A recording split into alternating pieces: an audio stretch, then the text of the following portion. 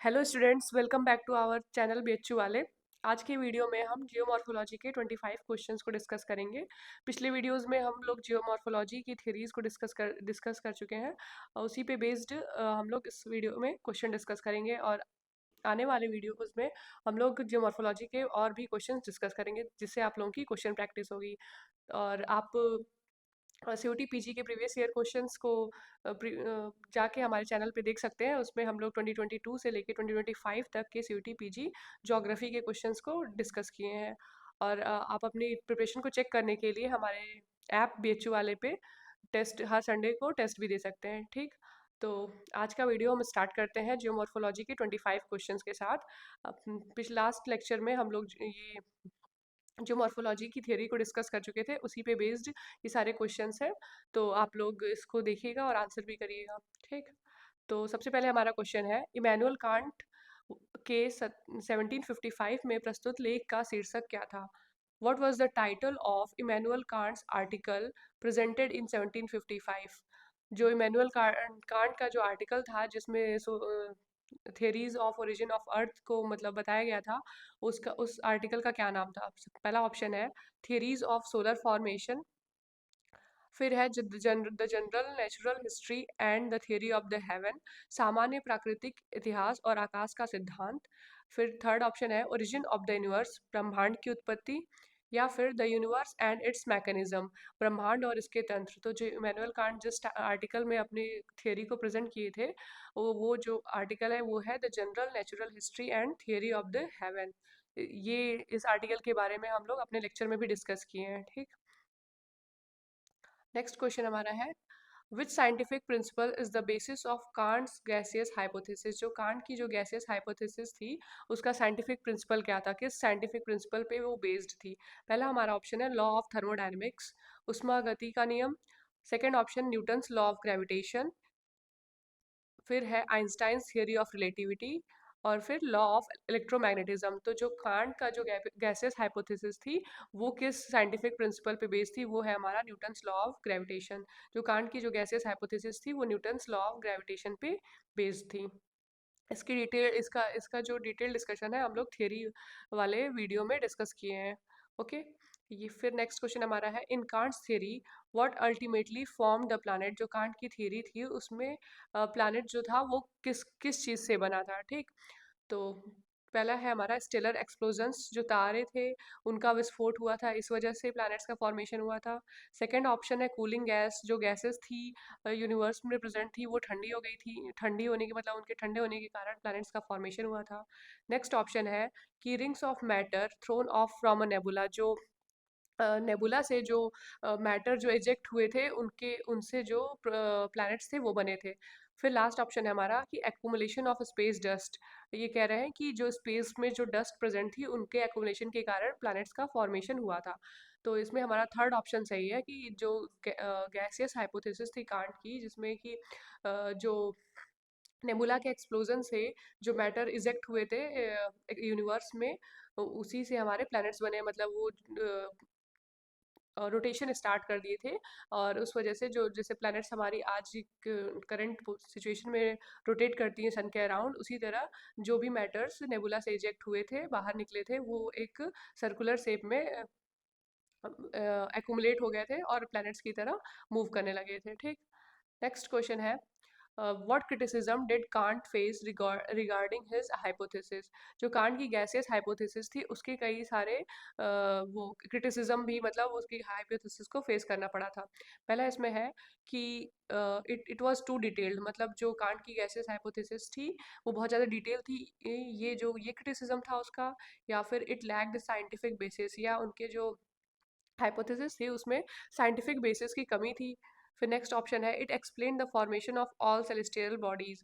तो ये जो है, ये सारे सेलेस्टियल बॉडीज का फॉर्मेशन को एक्सप्लेन करता है। नेक्स्ट है इट वाज टू कॉम्प्लेक्स, ये बहुत ज़्यादा कॉम्प्लेक्स थी।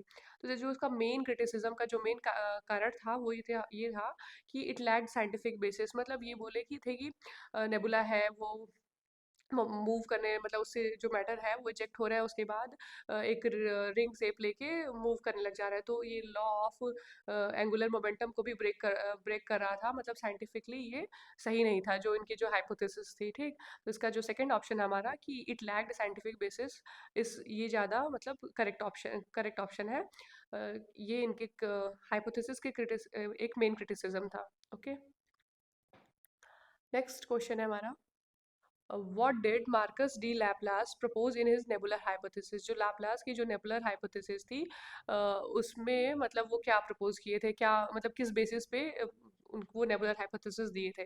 पहला ऑप्शन है the planets were formed from black holes, जो प्लैनेट्स हैं वो ब्लैक होल से बने होते हैं। तो ऐसा तो कोई डिस्कशन नहीं था, ठीक। नेक्स्ट है the solar system formed from a spinning cloud of gases. Laplace की हाइपोथेसिस थी कि द सोलर सिस्टम, जो सोलर सिस्टम हमारा है वो एक गैसेस के क्लाउड से बना हुआ है, क्लाउड से बना हुआ है, ठीक। थर्ड ऑप्शन है the sun originated from nuclear fusion, जो सन है वो न्यूक्लियर फ्यूजन की प्रोसेस से ओरिजिनेट हुआ है। नेक्स्ट है the universe began with a singularity.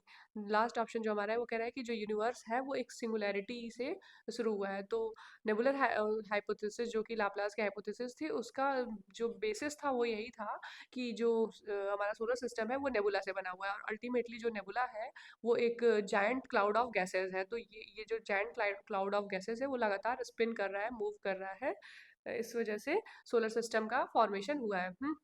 तो सेकंड ऑप्शन हमारा इसका सही है कि the solar system form from a spinning cloud of gases called nebula.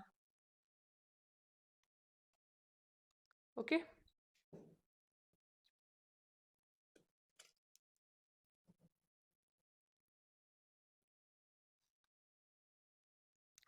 तो जो ये हमारा स्पिनिंग क्लाउड ऑफ गैसेस है इसको नेबुला बोलते हैं। और जो लाप्लास की जो नेबुलर हाइपोथेसिस थी वो मेनली नेबुला के कॉन्सेप्ट पे ही बेस्ड थी, और ये इस क्लाउड, जो ये नेबुला है ये क्लाउड ऑफ गैसेस है। Okay, next question.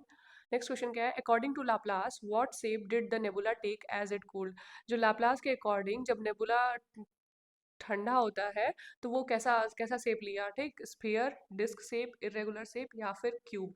तो ये इनका कहना था इनकी नेबुलर हाइपोथेसिस में कि जो नेबुला है वो लगातार रोटेट कर रहा है, और उसके लगातार रोटेशन की वजह से जो उसमें जो मतलब जो उसके जो मैटर है वो उससे इजेक्ट हो रहे हैं, और ये एक डिस्क शेप ले रहा है, ठीक। जैसे जैसे ये ठंडा हो रहा है ये एक डिस्क शेप लेता है। तो ये सेकंड ऑप्शन हमारा इसमें सही हो जाएगा कि इसके कंटिन्यूअस मोशन के कारण ये ऐसे डिस्क शेप ले लेता है, ठीक।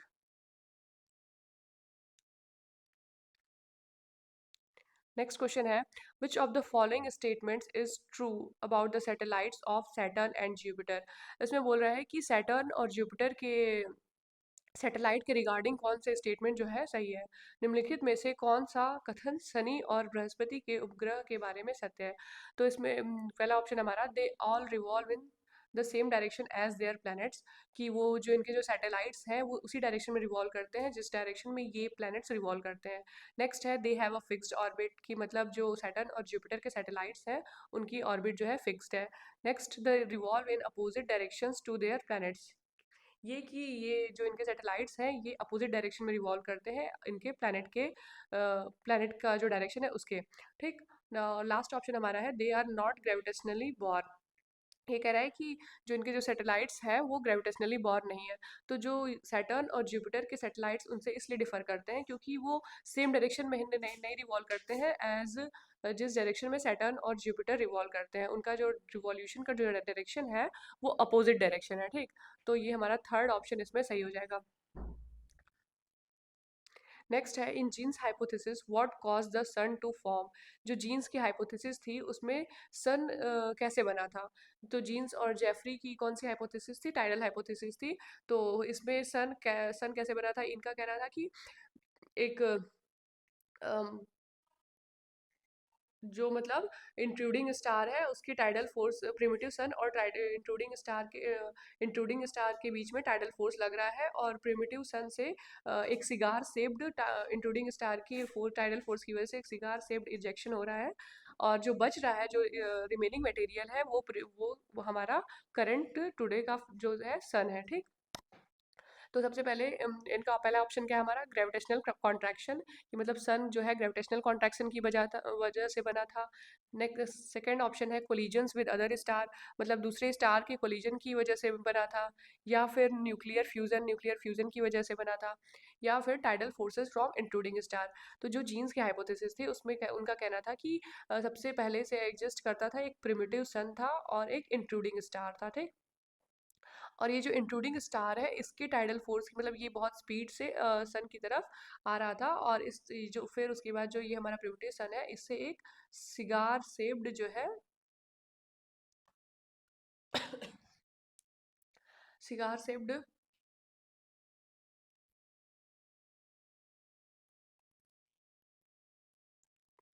सिगार शेप्ड मटेरियल का इजेक्शन हुआ।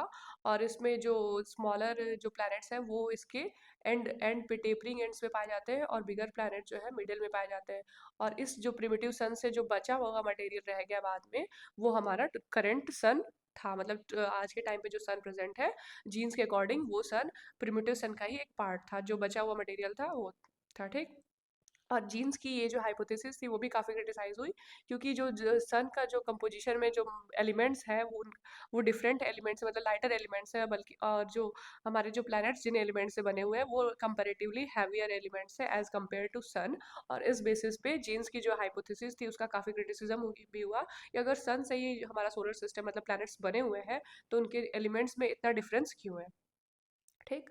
नेक्स्ट क्वेश्चन है, हेरोल्ड जेफरी ने ज्वारीय परिकल्पना में अपना संशोधन किस वर्ष प्रस्तुत किया, मतलब what year did Harold Jeffreys present his modification of the tidal hypothesis. तो जो जीन्स की जो टाइडल हाइपोथेसिस थी उसमें जेफरी द्वारा कुछ मॉडिफिकेशंस किए गए। तो ये जो मॉडिफिकेशन किए गए थे टाइडल हाइपोथेसिस में हेरोल्ड जेफरी द्वारा, वो किस साल में किए गए थे, 1920, 1925, 1929 या फिर 1935। तो ये 1929 में किया गया था हेरोल्ड जेफरी के द्वारा टाइडल हाइपोथेसिस में कुछ मॉडिफिकेशन, ठीक।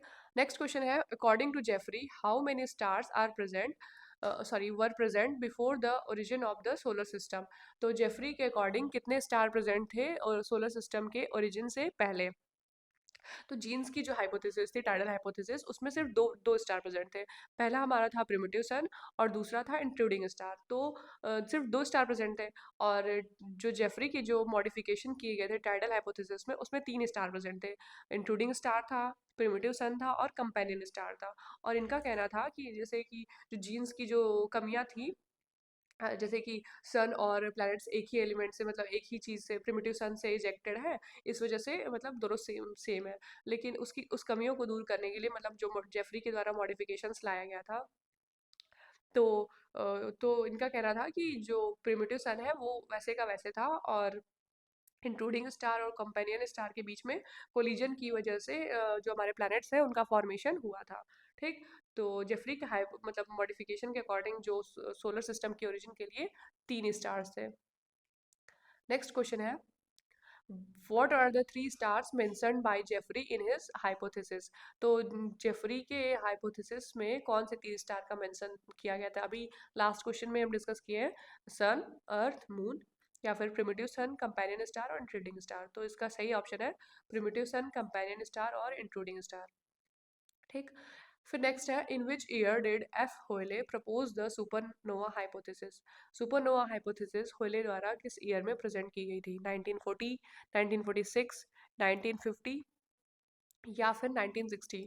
तो होयले द्वारा सुपरनोवा हाइपोथेसिस 1946 में प्रपोज की गई थी, ठीक।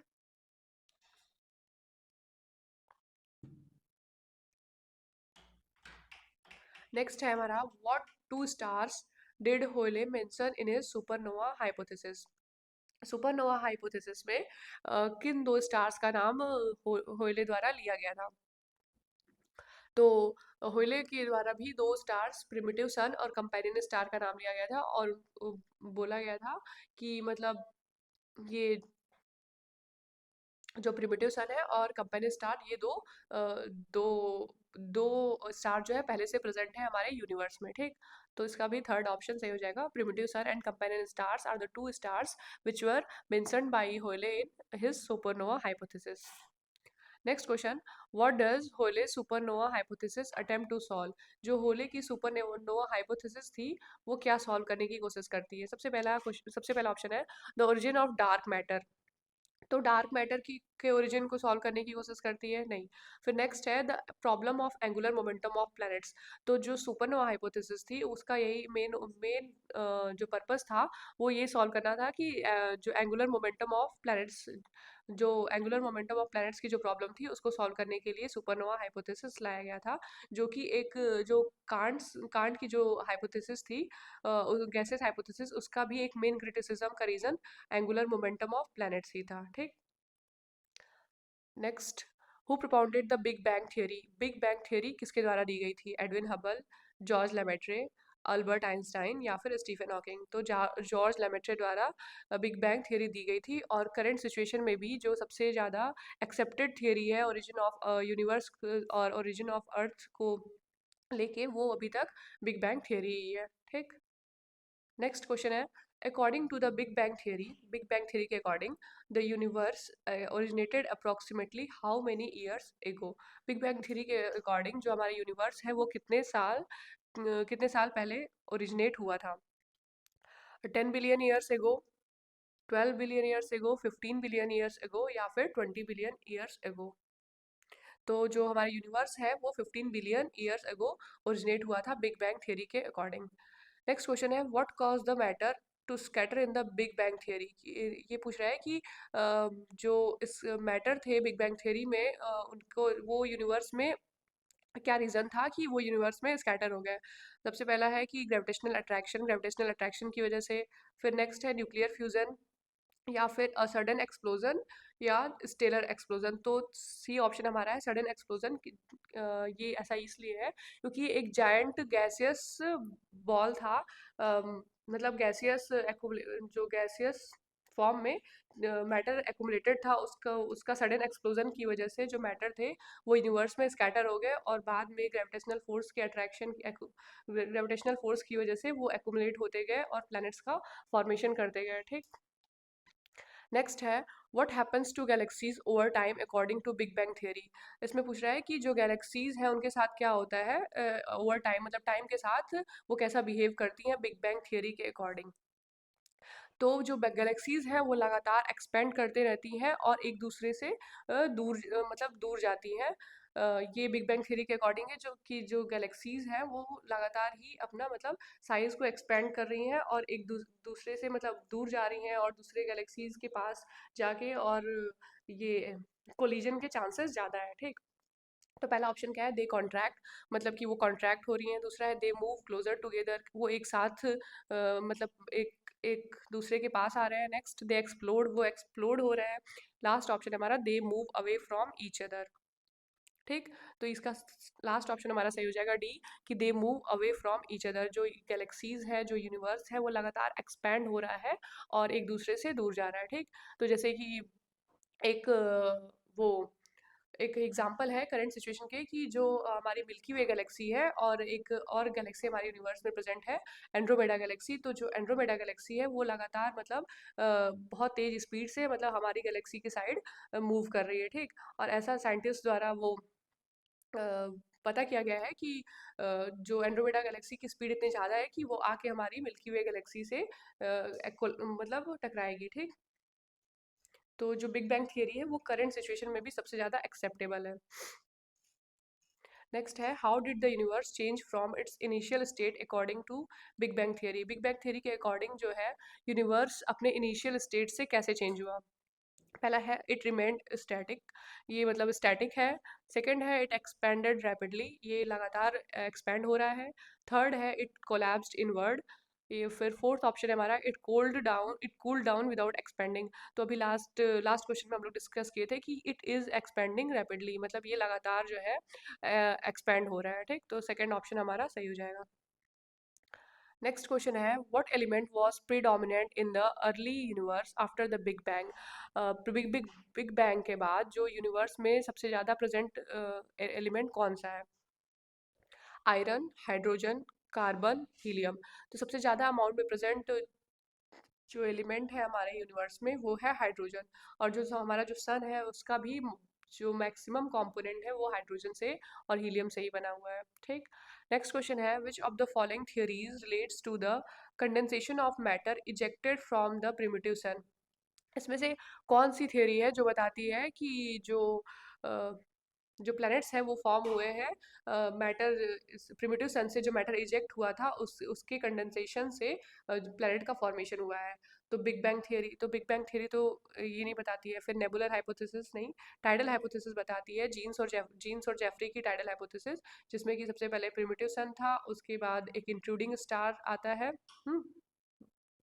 और इंट्रूडिंग स्टार के टाइडल फोर्स की वजह से जो प्रिमिटिव सन से एक सिगार शेप्ड मैटर जो है वो इजेक्ट होता है, सिगार शेप्ड, जिसमें कि ऐसा टाइप, जिसमें कि जो स्मॉलर प्लैनेट्स हैं वो इसके टेपरिंग एंड्स पे रहते हैं और बिगर प्लैनेट्स वो बीच बीच में पाए जाते हैं। ठीक। इसके मतलब बीच में थे। तो ये जो टाइडल हाइपोथेसिस है ये बताती है कि प्रिमिटिव सन से ही जो प्लैनेट्स हैं उनका फॉर्मेशन हुआ है। लेकिन इसके भी क्रिटिसिज्म ये थे कि जो प्रिमिटिव सन है और मतलब जो करंटली सन है और जो प्लैनेट है उनके जो कंपोजिशन है वो काफ़ी डिफरेंट है। सन का जो कंपोजिशन है उसमें लाइटर एलिमेंट्स पाए जाते हैं और जो प्लैनेट्स हैं उसके जो एलिमेंट्स हैं वो कंपेरेटिवली हैवियर एलिमेंट्स हैं। ठीक। तो इनका जो जीन्स की हाइपोथेसिस का मेन क्रिटिसिज्म यही था कि जब सन और प्लैनेट्स एक मतलब प्रिमिटिव सन का ही पार्ट थे तो इनके कंपोजिशन में मतलब जो एलिमेंट्स हैं इनके इतने डिफरेंट क्यों हैं। ठीक।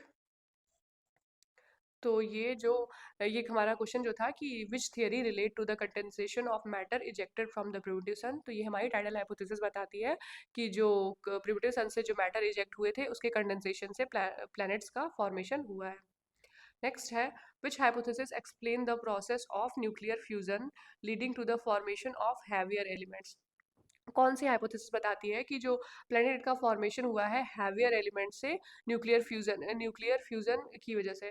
तो ये हमारी नोआ सुपरनोवा हाइपोथेसिस है, जिसमें कि होयले द्वारा बताया जाता है कि जो प्लैनेट्स का फॉर्मेशन हुआ है वो एक मतलब सन के न्यूक्लियर फ्यूजन की प्रोसेस से हुआ है, जिसमें कि पहले मतलब लाइटर एलिमेंट प्रेजेंट थे और उसके बाद इसमें न्यूक्लियर फ्यूजन की वजह से इसमें जो लाइटर एलिमेंट्स का कंपोजिशन चेंज होता है और हैवियर एलिमेंट्स का फॉर्मेशन होता है, और एक एक्सप्लोजन की वजह से जो हैवियर मतलब जो मैटर है वो इजेक्ट हो जाता है और बाद में एक्यूमुलेट होके कंडेंस होके प्लैनेट्स का फॉर्मेशन करता है। और जो कुछ मटेरियल जो पहले का बचा रहता है, जो लाइटर रहता है, लाइटर एलिमेंट्स था, वो बच के सन रह जाता है और जो बाकी सारे जो एक्सपेंड होते हैं मतलब सॉरी यूनिवर्स में, तो वो हमारे प्लैनेट्स बनाते हैं और हैवियर एलिमेंट से बने होते हैं। ये हमारा नोआ स्टार हाइपोथेसिस या फिर सुपर नोआ हाइपोथेसिस बाई होयले, ये अपने आप को मतलब एक साइंटिफिक हाइपोथेसिस प्रूव करने, साइंटिफिकली करेक्ट प्रूव करने की कोशिश किए, बट ये भी फेल हो गए क्योंकि ये इसमें भी जो लॉ ऑफ एंगुलर मोमेंटम था वो उतना सही से एक्सप्लेन नहीं कर पाए थे। ठीक। नेक्स्ट क्वेश्चन है what is the average radius of the earth. एकदम सीधा सा क्वेश्चन हमारा कि अर्थ का जो एवरेज रेडियस है वो कितना है। तो अर्थ का एवरेज रेडियस हमारा 6370 किलोमीटर है अप्रॉक्सीमेटली। कहीं कहीं 6400 किलोमीटर भी हम लोग यूज़ कर लेते हैं। Next, which deep mining operation provided direct evidence of the earth internal structure. तो कौन सी डीप माइनिंग ऑपरेशन है जो अर्थ के इंटरनल स्ट्रक्चर का एविडेंस प्रोवाइड करती है। ऑस्ट्रेलिया की gold mine, south Africa gold mines, या फिर Canadian oil mines, Russian diamond mines. तो जो साउथ अफ्रीका की गोल्ड माइंस है वो अर्थ के इंटरनल स्ट्रक्चर का डायरेक्ट एविडेंस प्रोवाइड करती है। नेक्स्ट है what is the depth of Cola bore hole in the Arctic. जो कोला बोर होल किया गया है आर्कटिक में उसकी डेप्थ कितनी है। 8 किलोमीटर, 12 किलोमीटर, 15 किलोमीटर, या फिर 10 किलोमीटर। तो जो कोला बोर होल है आर्कटिक में उसकी जो डेप्थ है वो है 12 किलोमीटर। ठीक। तो ये रहा हमारा आज का 25 क्वेश्चंस। नेक्स्ट वीडियो में हम लोग और क्वेश्चंस को डिस्कस करेंगे। आज के क्वेश्चंस इतने थे। फिर बाकी हम लोग जियोमॉर्फोलॉजी के भी 100 क्वेश्चंस डिस्कस करेंगे, उसके बाद धीरे धीरे सारे टॉपिक्स के क्वेश्चंस को डिस्कस किया जाएगा। Okay, thank you.